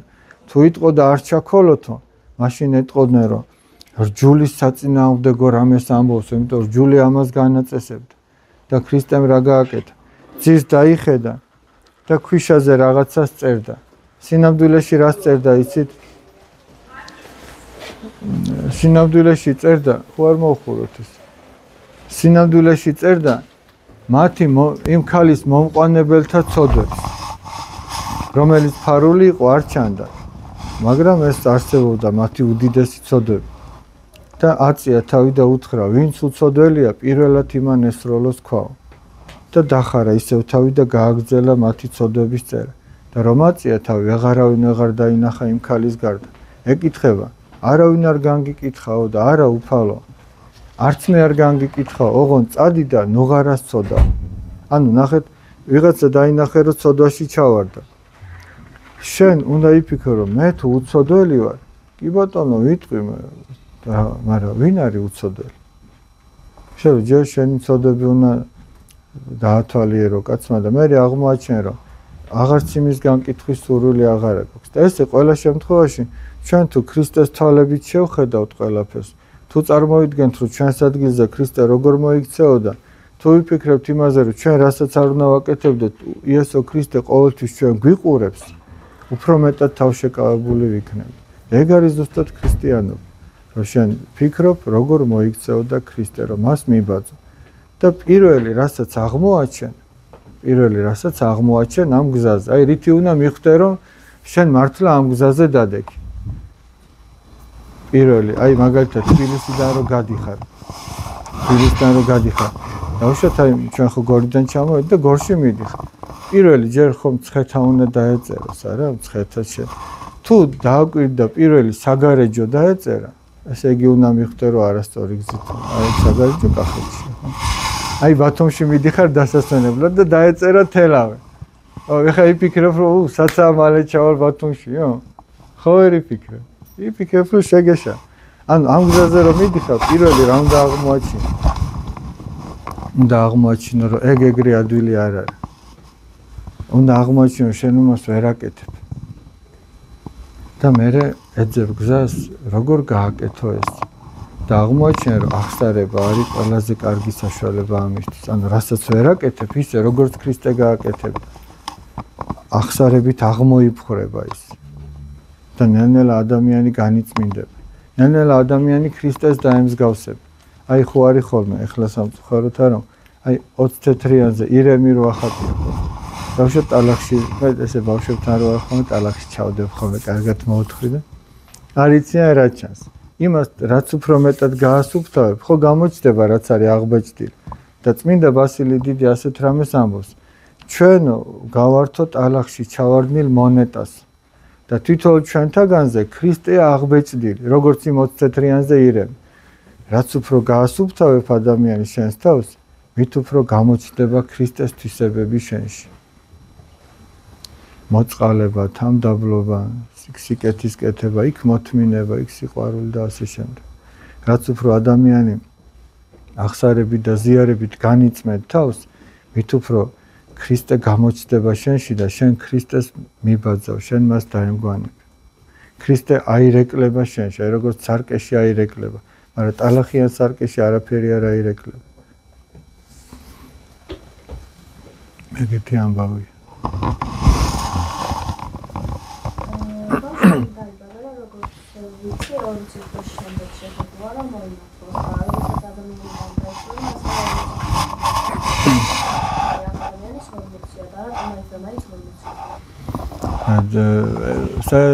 საერთოდ 40 ძალიან სიმბოლური ციფრია წმინდა წერილისთვის.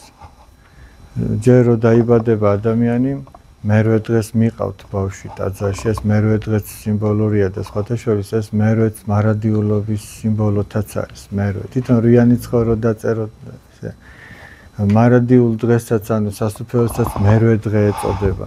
მერვე დღეს მიყავთ ბავშვი ტაძარში, უკითხავს მღვდელი სახელის დარქმევის ლოცვას. საეკლესიო წესი თორე ბავშვი რო დაიბადება სახელს დარქმე, ის კი არა მან ერთი წლით ადრეც ფიქრობენ ხო ოჯახი რომ მოდი ეს დავარქვათ რაღაც. მაგრამ საეკლესიო წესით მერვე დღეს ხდება.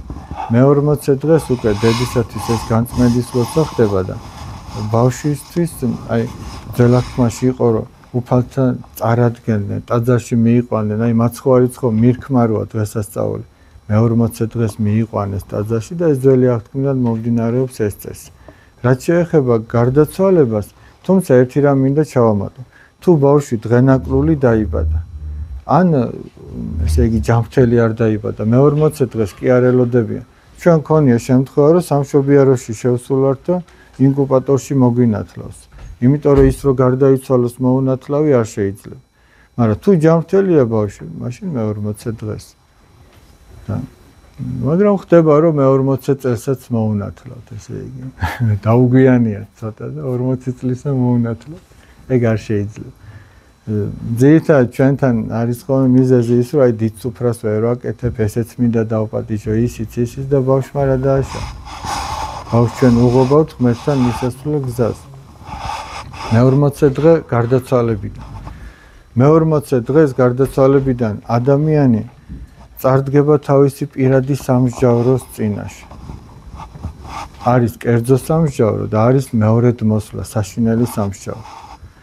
საშინელი სამსჯავროს შემდეგ არაფერი აღარ შეიძლება, არც სასუფევლიდან ჯოჯოხეთში და არც ჯოჯოხეთიდან სასუფეველში არავინ არ შეიცვლის მდგომარეობას.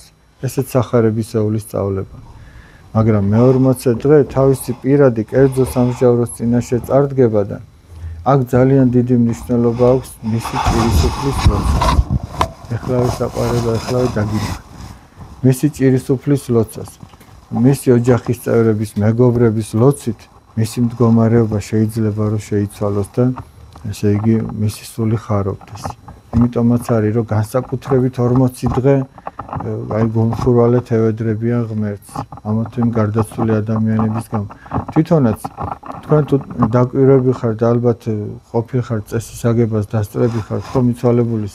იქ მღვდელი რო ასრულებს წესის აგების ლოცვას, ბოლოში ერთი ასეთი ლოცვა რომელიც აი რას გამოხატავს იცით თითქოს მიცვალებული ჩვენ რაღაცას გთხოვს აი მიცვალებულს რო შეეძლოს რამე წერილი გამოგვიგზავნოს ხოლმე თითქოს ეგეთი რაღაცაა და მღვდელი კითხულობს და ნახეთ რა წერი გუშინო თქვენთან ერთად მზრახვე მე შეიძლება დაგვართ ვეცდები ახალ ქართულად თქვა რომ გასაგები გუშინ თქვენთან ერთად საუბრობდიო დღესო ჩემზე სიკვდილმა მოაწიაო ნუ გარდავიცვალე ეხლა მე მივდივარ რომ მიუკერძოებელი მსაჯულის წინაშე ვის წინაშეც ყველა ერთნაირად განისჯებაო მეფეც და ხედარიცო მდიდარიც და გლახაკიც ბატონიც და მონაც ანუ იქ იმის გამო რომ ეს მეფეა და ეს ბატონი იყო და ეს დირექტორი იყო და ეს მსახური იმის გამო ხელს თავზე არავინ არ გადაუსვამს იქ ყველა ერთნაირად წარდგება მე როგორი სიწმინდით იცხოვე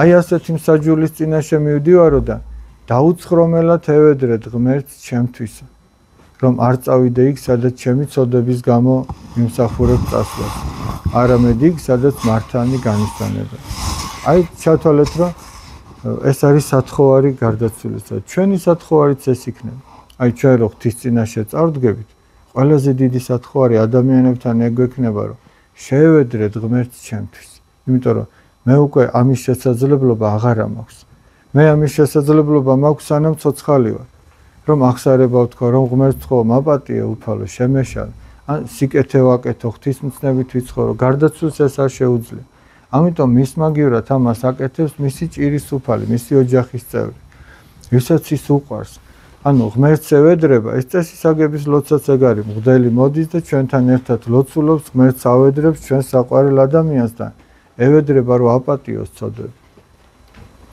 ესე იგი სიკეთის გაკეთება მიცვალებულის სახელზე ნიშნავს რომ აი ღმერთს ვეუბნებით რომ უფალო მე კი არა აი ამ გარდაცვლის ჩაუთვალე ეს სიკეთე ვიღაცას თბილი ტანსაცმელი მიუტანე მის სახელზე ვიღაცას საკვები წამალი მიუტანე აი ეს ქელეხის უფრაც რასაც ჩვენ ორი უკიდურესობა გვაქვს ახლა სინამდვილეში აი რაღაცნაირად ძირითადად ესე ხდება ვიღაცა ან საერთოდ არ აკეთებს ახლა ეს ახალი ტენდენცია რაღაცა რომ მე ქელეხს არ ვაკეთებ და თითქოს უნდათ რომ კარგტონად წარმოაჩინო ეს არ არის კარგი ქელეხი უნდა გააკეთო ახლა დაუშვათ აი თბილისში გარდაიცვალა ვიღაცა და დაუშვათ ქუთაისიდან ბათუმიდან ჩამოვიდა ვიღაცა რომ მოგისამძიმროს როგორ მიცვალებული სახელზე არაფერი არ უნდა შენდობა არ უნდა ათქვევინო მშიერი უნდა გაუშვა და როგაილის დიდი ღომში ხაჭაპური უნდა იყიდოს და ესე წავიდეს ქუთაისის სიცხილი არ იქნება მშიერი რო გაუშვა შენთან მოსაფერებლად სიყვარულის გამო ჩამოსული ადამიანი რომ მოგისამძიმროს გვერდში დაგიდგეს ეს ქელეხის უფრას დაჭიროა სწორია აღონ მეორე უკიდურესობაა რომ ეს ღრეობაში არ უნდა გადავიდეს აი რომ რამდენიმე ჭიქით ღმერთიც უნდა ადიდო ის მიცვალებულიც მოიგონო მისი ნათესავები მისი წინაპრები მისი დანატორები ვიღაცა შვილი დარჩა მეუღლე დედმამიშვილი ისინი არ უნდა დალოცო ისიც ლოცვაა რა მნიშვნელობა ეხა ლოცვა არის რა თქმა უნდა განსხვავებულია ხარისხით ტაძარში ლოცვა მაგრამ სუფრაზეც ლოცულობ სახშიც ლოცულობ ტაძარში ლოცულობ ქუჩაში დადიხარ ავტობუსში დადიხარ გუშინ ლოცულობ ეს ლოცვა ღმერთთან საუბარია და შეუნდა დალოცო ბოლოს ყოლაწმინდა ღვთისმშობელი შეიწიო რა რამდენიმე ჭიქაში შენდობასაც ეთქვი და დააპურებ კიდევაც ხალხს ეს ძალიან კარგი ხო და ესეც რატომ ესეც მიცვალებულის სახელზე გაკეთებული სიკეთეა რომ შენ გარდაცვლილის სახელზე დააპურებ და მშვიდებს არ გაუშვებ მათ აი ეს არის მე-40 დღე ერთი აი საყვარელი ბიჭი უნდა მელოდებოდა და ეხლავე არ დაივიწყო აბა რა ვეღარ დაიბადებ იმის იქით რა მოხდება მე არ ვიცი ეგ ღმერთმა იცის და მოდი მის გულმოწყალებას მივენდოთ კარგი აბა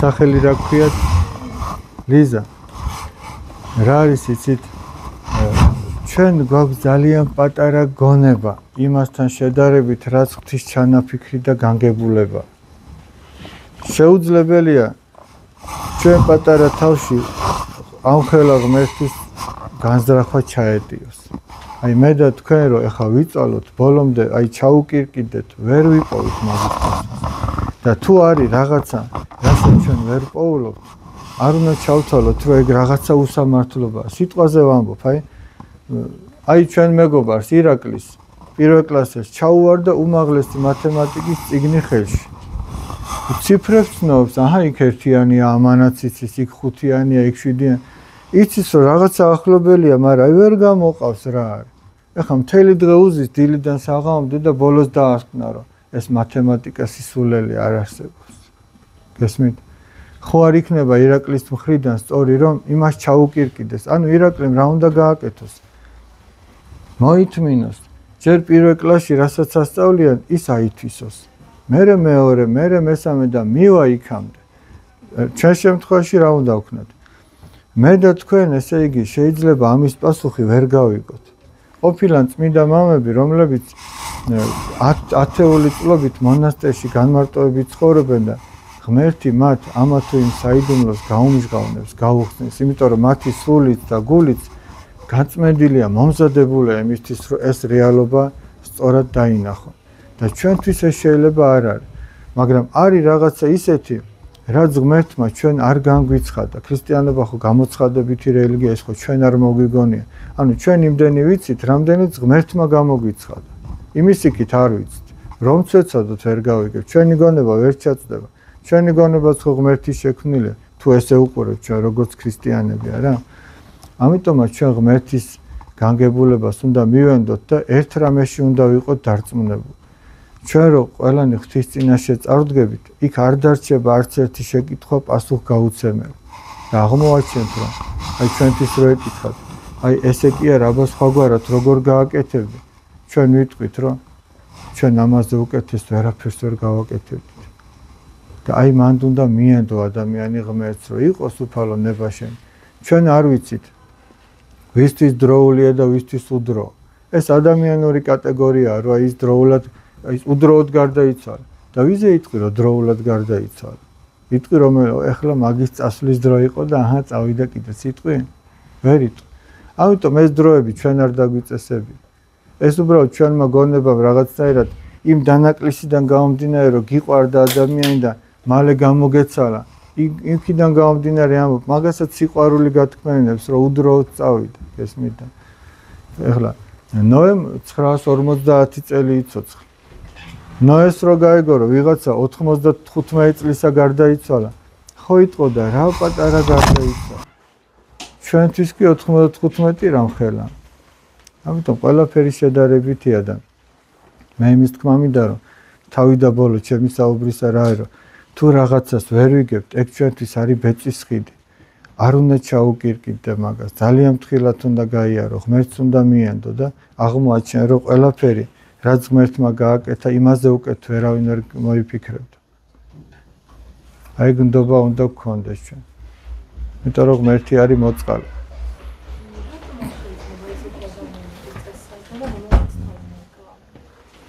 რა არის იცით ის თვითონ ამბობს უარს ამაზე და ამიტომ ჩვენ არა გვაქვს ის თვითონ ამბობს ღმერთის იმედზე უარს და ამიტომ არ შეიძლება და თუმცა თავის მოკლის პერიოდში რა შინაგანი მდგომარეობა ჰქონდა აი როგორი ფსიქიკა ჰქონდა არის რომ დაუშვათ ვინც დაუშვათ აი ფსიქიკური დარღვევებით იყო მისთვის შეიძლება წესსაგებ ეს პატრიარქის მღვდელმთავრის ლოცვა-კურთხევით ხდება რომ იმიტომ ის ვერ იყო გონებაზე ის ვერ აღიქონდა რეალობას ისეც როგორიც არის მაგრამ ვიღაცა უიმედობის გამო თუ იკლავს თავს აი სადღაც რაღაცა წააგო და წავიდა და თავი მოიკლა ჩვენ არა გვაქვს იმის უფლება რომ მას წესი აუგოთ თუმცა ჩვენ ვერც ერთ ადამიანზე ვერ ვიტყვით რომ ის აუცილებლად ჯოჯოხეთში წავიდა იცით რატო ვერ ვიტყვით თუმცა ეს არ გვაძლევს იმის უფლებას რომ წესი აუგოთ ეს ფიქრები მაგრამ დავუშვით აი წმინდა პაისი ათონელი რას ამბობს სიტყვაზე ვამბობ ვიღაცამ წამალი დალია იმისთვის რომ თავი მოეკლა ვინ იცის იმას მე გარდაცვალებამდე როგორი სინანული ჰქონდა იქნებ ნანობ და იქნებ ეს სინანული ღმერთმა შეიწირა და მისთვის სანუგეშოთ არის ჩვენ უბრალოდ ამის უფლება არ გვაქვს რომ ის წესი აუგოთ მაგრამ თუ ჩვენ გვიყვარს ადამიანი ვერც იმას ვერ ვიტყვით რომ ეგ უეჭველი ჯოჯოხეთში მოხდა მაგის უფლებაც არ აქვს მაგრამ ერთი რამ მინდა რომ გითხრათ ესე იგი არ არსებობს გამოუვალი მდგომარეობა თუ ჩვენ ღმერთთან ახლოს ვართ ჩვენთვის გამოუვალი მდგომარეობა არ არის ძირითადად ხო ამიტომ იკლავს ადამიანი თავს რომ იგონია რომ ჩიხია და იმის იქით არაფერი არის პატრიარქი ამბობს არ არსებობს ჩიხი და კედელი ყველაფერს აქვს რაღაცა გზა საიდანაც გახო მაგალითისთვის ვიტყვი აი ბავშვებს სულ ვეუბნები ხო დაუშვათ ეს ტელევიზორი ვინც შექმნა ეს მონიტორი მან ხო აქ ზედმიწევნით იცის შიგნით რა ხდება თითოეული ნიუანსი დეტალი წვრილმანი ხო იცის დაუშვათ მე გამიფუჭდა ეხლა ეს და მე მართლაც გამოუვალი მდგომარეობის წინაშე დავდექი მე არ ვიცი ამას რა გავუკეთო მე ერთი ვიცი რომ თავისი დისტანციური მართვის პულტი აქვს არაფერს არ შვებ მე გამოუვალი მდგომარეობა მაქვს მაგრამ თუ ის ადამიანი ვინც ეს დააპროექტა და შექმნა მე მასთან მეგობრობ ჩემთვის გამოუვალი მდგომარეობა იქნება არ იქნება იმიტომ რომ ის მეხმარება მე მისთვის ხო არ არის გამოუვალი მდგომარეობა ეხლა თავის მიერ შექმნილ ტელევიზორს ვერ გაუგებს რაჭის ხო გაუგებს და ღმერთი თავის მიერ შექმნილ სამყაროს ვერ გაუგებს ამას რაჭის და იქ რა ხდება გაუგებს მაგრამ მე თუ გძნობ რომ ჩიხში ვარ ეგ იმის ნიშანია რომ მე ღმერთზე ხელი გამეშვი და მასთან ახლოს აღარ ამიტომ გამოსავალი ისაა, რომ ადამიანი ღმერთს დაუახლოვდეს და აღმოაჩენს, რომ არ არსებობს გამოვალი მდგომარეობა. და ამას იცით რომელი წუთებისთვის ვამბობ. იმ წუთებში გასახსენებლად, როცა ჩვენ გვეგონება რაღაცა დიდი სირთულის წინაშე აღმოჩნდით. ეს დღე შეიძლება დაგვავიწყდეს, რაც ახლა მე ვთქვი, მაგრამ ნეტავი მაშინ გაგვახსენდეს, როცა იმ წუთებში აღმოჩნდებით. ჯვარი გწერია, რომ აღმოჩნდეთ ვინმე ამ წუთებში, მაგრამ მაინც ყველა განსაცდელის დროს ჩვენ ეს გვახსოვდეს, რომ თუ ღმერთს ჩაჭიდავ ხელს, არ გაგიჭირდება. აი მაგალითად ჩვენ პატარები რო ვიყავით, დედას სასკოლოდ მოვყავდით ხოლმე ლილოს ბაზრობაში. ჩვენთვის ერთ-ერთი საყვარელი ადგილი ალბათ ბავშვისა ეგაა, რომ იქ სათამაშოს დაინახავ, იქ რაღაც ჩვენ ხო არ ჯავრობთ. თბილისში რითი წამოგვიყვანს, რას შევჭამთ, როგორ დაუბრუნდებით, იქ მეტროში როგორ შევალთ, იქ ჟეტონს როგორ, ადრე ჟეტონები იყო, ალბათ თქვენც მოგიწიათ პატარები რო იყავით. მაგაზე არ ვფიქრობთ. ერთადერთი რაზე ვფიქრობთ ბავშვი, დედას ჩაკიდოს ხელი. ხომართალი. და თუ დედას გაეშვა ხელი და იქ უამრავი ხალხია და დედა დაუკარგეთ, აი ნერვიულობა მაშინ იწყება ხომართალი.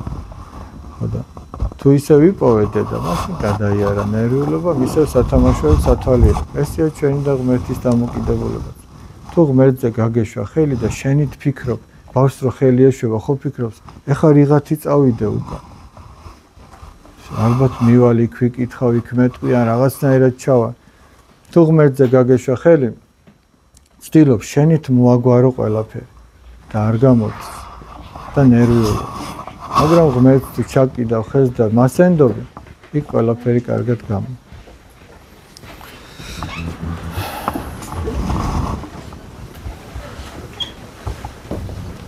რა ვიყოთ, დავისვენოთ, მე მგონი, არა დაიღალეთ ახლა თქვენ სკოლის მერე. შივრები ხართ. რაო ირაკლი?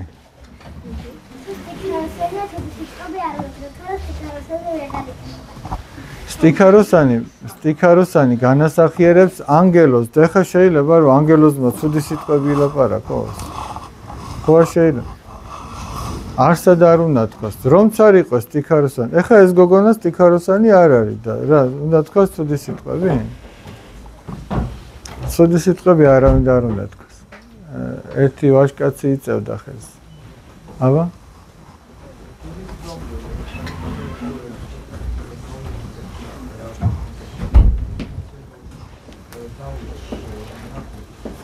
დიახ.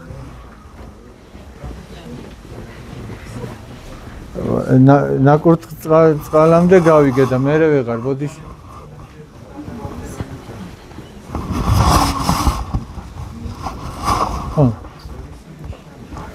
იმის ნიშანია, რომ ის ნაკურთხი წყალი, რომელსაც ჩვენ ვიღებთ, ეს ჩვენი სულის საკურნებლად უნდა იყოს, ჩვენი სხეულის საკურნებლად და უნდა ჩვენი სულითაც და ხორცითაც ღმერთი იდიდებოდეს. ის სული და ხორცი ჩვენი ხო არ არის. ისიც ღვთისგანა გვაქვს. ამიტომ ჩვენი ყველაფრით უნდა ღმერთი იდიდებოდეს. ყველა ჩვენი ქცევა, სიტყვა, საქციელი თუ ფიქრი უნდა ღმერთის დიდებისკენ იყოს საბოლოო ჯამში მიმართვა. მაგიტომაც არის. ძალიან სასიამოვნოა თქვენთან საუბარი. იმედი მაქვს, რომ კიდევ შევხვდებით. თუ გორში ჩამოვბრძანდებით, ჩვენს სამრევლო სკოლას დაგათვალიერებინებთ. ცოტა ხანში დარბაზის მშენებლობა დასრულდება და ფეხბურთსაც გეთამაშებით. აი, ვაჟებს განსაკუთრებით. გოგონებს ფრენბურთს. აი